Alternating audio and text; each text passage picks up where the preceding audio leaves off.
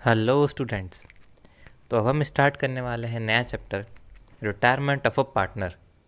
हमने admission of partner पढ़ चुके हैं, जिसमें हमने देखा था कि एडमिशन ऑफ पार्टनर के टाइम पे, यानी पार्टनर के एडमिशन के टाइम पे हम लोग क्या क्या चीज़ें करते हैं, क्या क्या एडजस्टमेंट करते हैं। साथ ही साथ हमने ये भी देखा था कि जब नया पार्टनर आता है तो उस टाइम क्या एडजस्टमेंट होते हैं, नया पार्टनर क्यों आता है और नए पार्टनर को ऐड क्यों किया जाता है। अब हम पढ़ेंगे रिटायरमेंट के बारे में। रिटायरमेंट में कुछ भी नहीं होगा। एडमिशन में अगर पार्टनर आ रहा है तो रिटायरमेंट में क्या होगा, पार्टनर चले जाएगा फर्म से। तब उसमें क्या होगा, आइए हम देखते हैं। पहले है meaning. When one or more partners leaves the firm and the remaining partners continue to do the business of the firm, it is known as retirement of a partner. यानी कि जब एक या उससे ज़्यादा पार्टनर्स पार्टनरशिप फर्म में से चले जाते हैं और बच्चे कुछ पार्टनर्स फर्म को कंटिन्यू कर रहे हैं, यानी बिजनेस को चला रहे हैं, तो वो पार्टनर क्या कहलाएंगे, retirement of a partner. Due to some reason like old age, poor health, strained relations etc, an existing partner may decide to retire from a partnership। अब जैसे कुछ रीजंस होते हैं, जैसे कि ओल्ड एज हो गई, पार्टनर की ओल्ड एज हो गई, या फिर उसकी हेल्थ सही नहीं है, काम नहीं कर पा रहा है, या फिर बाकी पार्टनर के साथ रिलेशनशिप अच्छे से नहीं बन पा रहे हैं, तो क्या होती है, वो एग्जिस्टिंग पार्टनर छोड़ देता है और क्या करता है, रिटायरमेंट लेने का सोचता है और पार्टनरशिप में से अलग हो जाता है। अब रिटायरमेंट ऑफ पार्टनर होता कब है, with the consent of all partners or as per term of the agreement or at his or her will own will. यानी कि जब पार्टनर रिटायर होगा तो या तो वो सभी पार्टनर की सहमति से होगा। हो सकता है कि जो बाकी पार्टनर है वो किसी एक पार्टनर को पसंद नहीं कर रहे हैं, फिर कोई एक पार्टनर अच्छे से काम नहीं कर पा रहा है, तो सभी पार्टनर डिसाइड करेंगे कि इसको क्या करें, हम रिटायर कर दें और इसे इसे इसके जिम्मेदारी और रिस्पॉन्सिबिलिटीज से मुक्त कर दें। उसके बाद है as per the term of the agreement. आप सभी को याद होगा कि हम एक पार्टनरशिप डीड बनाते हैं, तो हो सकता है कि पार्टनरशिप डीड के हिसाब से लिखा हो कि एक पार्टनर इस एज तक पार्टनर रह सकता है या फिर इतने टाइम तक पार्टनर रह सकता है। तो अगर वो उसका टर्म या फिर एग्रीमेंट ख़त्म हो जाएगा तो वो रिटायरमेंट ले सकता है।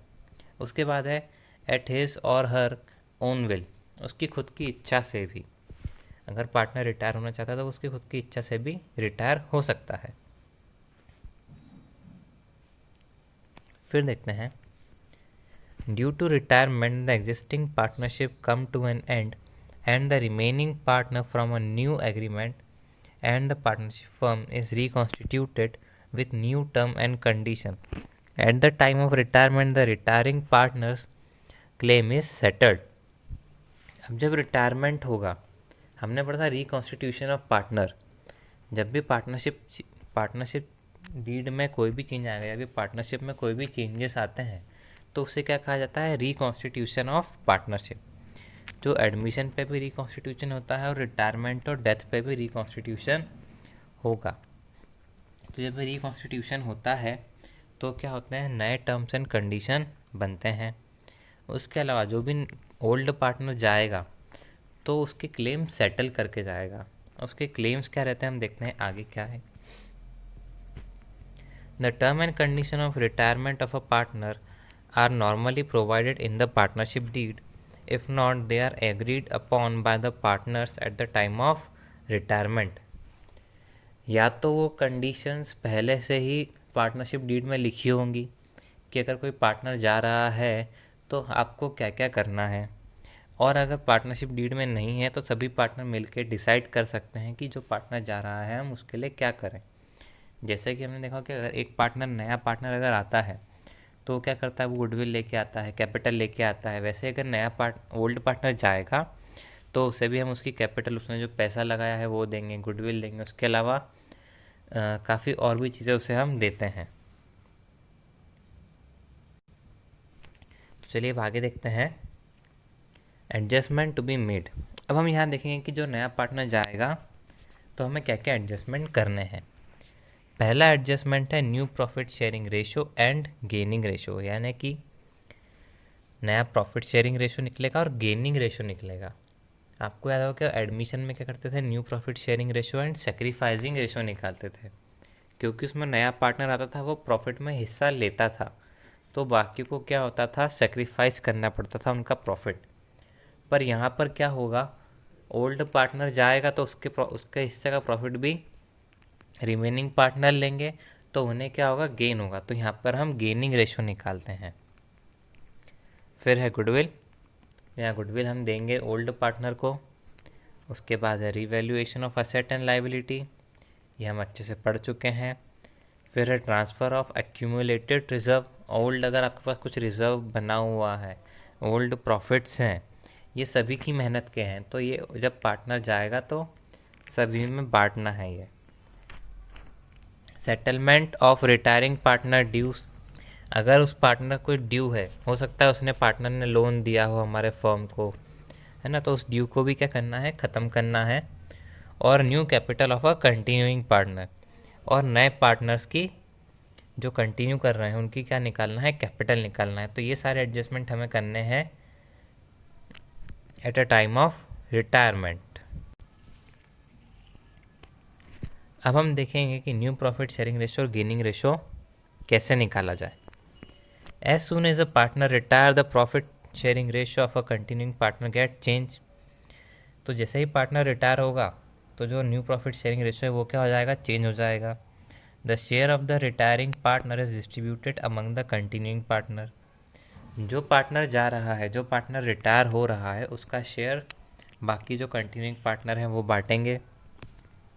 In the absence of information, the continuing partner take the retiring partner share in their profit sharing ratio or in an agreed ratio।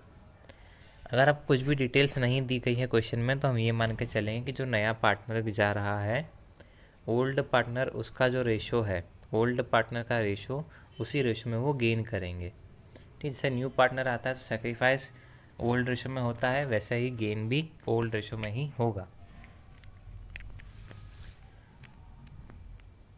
ठीक है, तो गेनिंग रेशो का फार्मूला यहाँ देखिए। गेनिंग रेशो क्या होगा, new ratio less existing ratio, यानी new ratio less old ratio.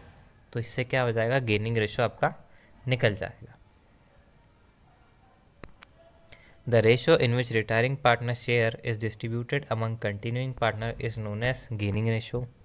यानी गेनिंग रेशो वो होता है जिसमें रिटायरिंग पार्टनर का शेयर रिमेनिंग पार्टनर लेते हैं, यानी कि जो पार्टनर रिटायर हो रहा है उसका शेयर कंटिन्यू जो कर रहे हैं पार्टनर, वो किस रेशो में ले रहे हैं, वो क्या होगा, गेनिंग रेशो। अब यहाँ पर डिफरेंस दिया है सेक्रीफाइसिंग रेशो और गेनिंग रेशो का, तो हम देख लेते हैं पहले एक बार, ताकि आपको कोई भी डाउट हो तो वो क्लियर हो जाए। पहला है sacrificing ratio, proportion in which old partner sacrifice their share in favor of new partner, है ना। तो सेक्रीफाइस रेशो क्या होता है, वो प्रपोर्शन होता है जिसमें ओल्ड पार्टनर न्यू पार्टनर को अपना रेशो दे रहे हैं। और गेनिंग रेशो क्या होता है, proportion in which continuing partner gain the share of outgoing partner on his retirement.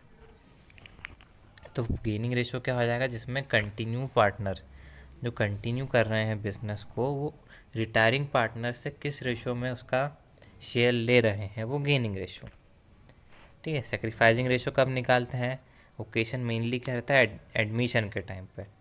और गेनिंग रेशो कब निकालते हैं, रिटायरमेंट और डेथ के टाइम पे। फॉर्मूला देखो, ओल्ड सेक्रीफाइसिंग रेशो का होता है old ratio minus new ratio, and gaining ratio का होता है new ratio minus old ratio. आपस में एक दूसरे के अपोजिट, जैसे एडमिशन रिटायरमेंट आपस में एक दूसरे के अपोजिट है, वैसे sacrificing ratio and gaining ratio भी अपोजिट हैं। अब देखिए, retiring partners share distributed in existing ratio. अब हम देखेंगे कि शेयर का कैलकुलेशन कैसे होता है गेनिंग रेशो का। In this case retiring partner share is distributed in existing ratio among the remaining partner.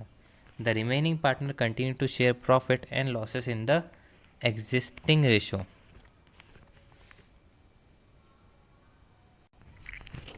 तो इसका मतलब है कि जो रिटायरिंग पार्टनर हो रहा है उसका हम जो शेयर है वो किस रेशो में लेंगे, पहले ही जो आपका शेयर है उस रेशो में।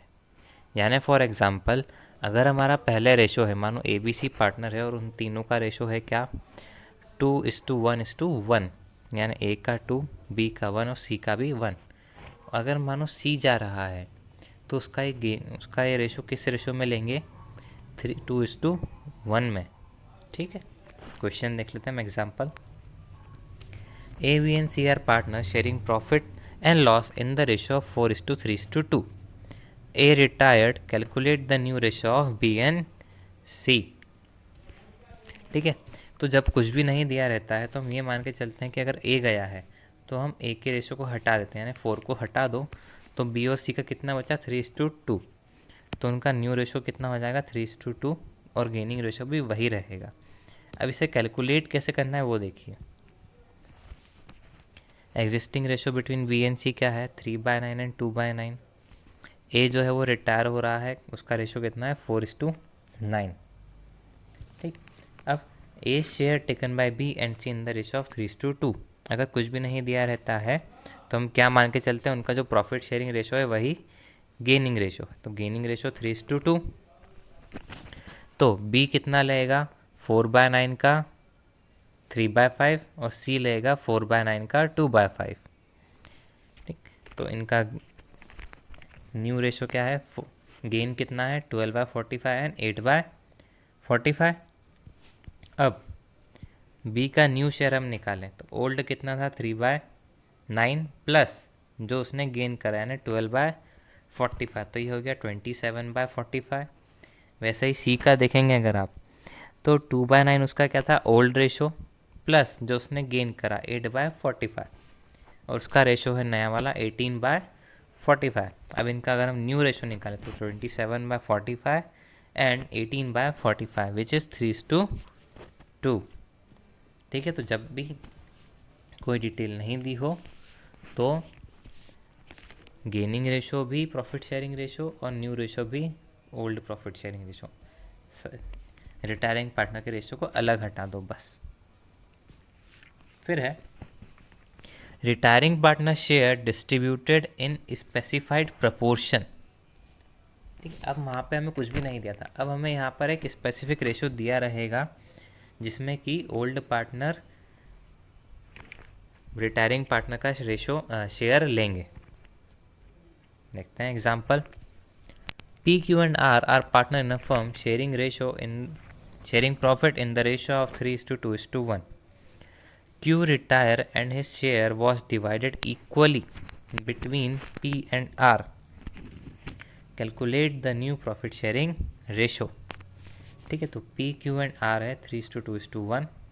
कौन जा रहा है यहाँ पे, Q जा रहा है और वो अपना शेयर में से दोनों को इक्वल पार्ट देगा। ठीक, देखते हैं। Q का शेयर है 2/6। अब Q अपने शेयर में से दोनों को बराबर देगा, तो Q 2/6 का हम करेंगे हाफ, P को मिलेगा हाफ और Q को मिलेगा R को भी मिलेगा हाफ। तो अगर हम इसका हाफ करें 2/6 का तो 2/6 इंटू 1/2, तो वो बचेगा 1/6। तो P को मिलेगा 1/6, R को मिलेगा 1/6। P का न्यू शेयर कितना हो जाएगा, 3/6, उसका ओल्ड रेशो ऐड 1/6, सेम जो R है उसका ओल्ड है 1/6 प्लस उसका गेन यानी 1/6। तो P का न्यू शेयर रेशो हो गया 4/6 एंड R का हो गया 2/6, और ओवरऑल इन लोगों का रेशो हो जाएगा न्यू रेशो कितना, 4:2 यानी 2:1, और इनका गेन है कितना, दोनों का 1/6 एंड 1/6 विच इज़ इक्वल। एक और कंडीशन देख लेते हैं। Retiring partner's share is taken by one of the partner. The retiring partner share is taken up by the one of the remaining partner. In this case, the retiring partner share is added to that partner existing share. Only his or share change. The other partner continue to share profit in the existing ratio. अब इसमें क्या होगा, मानो A B C 3 partner हैं, C retire हुआ और उसने कहा कि मेरा जो पूरा शेयर है वो मैं किसको दे रहा हूँ, बी को दे रहा हूँ। है ना। तो यहाँ पर क्या होगा, सिर्फ एक ही पार्टनर, सिंगल पार्टनर गेन करेगा, एक पार्टनर को कुछ भी नहीं मिलेगा, यानी कि एक का शेयर सेम रहेगा और जो सेकंड वाला है जिसे रिटायरिंग पार्टनर दे रहा है उसके शेयर में चेंज आएगा। देखते हैं, A, B and C share profit in the ratio of 5:4:2. B retire and his share is taken by C. अब यहाँ पे कौन हो रहा है, B जा रहा है और उसका पूरा शेयर किसको मिल रहा है, C को। एक B और C का रेशो है 5:4:2, यानी कि 5/11, 4/11 एंड 2/11। अब B रिटायर हो रहा है, उसका शेयर कितना था 4/11, तो वो C को दे देगा ये, तो C का हो जाएगा 2/11 प्लस 4/11, तो क्या हो गया 6/11। और ए का जो रेशो रहेगा वही सेम रहेगा, कितना 5/11, और इनका न्यू रेशो कितना हो जाएगा 5:6। अब इसमें गेनिंग रेशो हम नहीं निकाल सकते हैं क्योंकि यहाँ गेन कौन है, गेन करने वाला पूरा का पूरा सी है, तो पूरा गेन किसका है, सी का है, यहाँ पर गेनिंग रेशो नहीं निकलेगा। ठीक है स्टूडेंट्स, तो अभी हम इतना ही करते हैं, आगे हम नेक्स्ट लेक्चर में देखेंगे जिसमें हम पढ़ेंगे गुडविल कैलकुलेशन के बारे में in case of retirement of partner. Thank you so much.